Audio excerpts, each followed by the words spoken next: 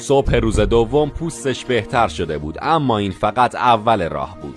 برنامه‌های بزرگتری براش داشتم، پس آماده شیم بریم براش غذا بخریم.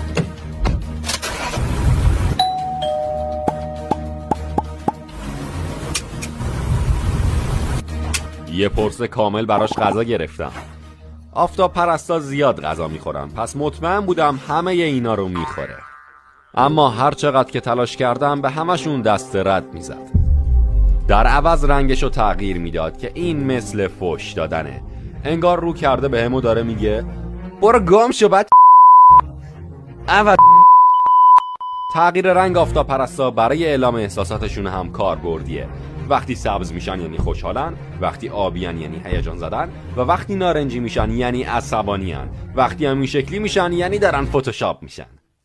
فکر میکنم که تا حالا متوجه شدین برنی اصلا اهل معاشرت نیست، اما این وقتی تغییر کرد که با بکی آشنا شد.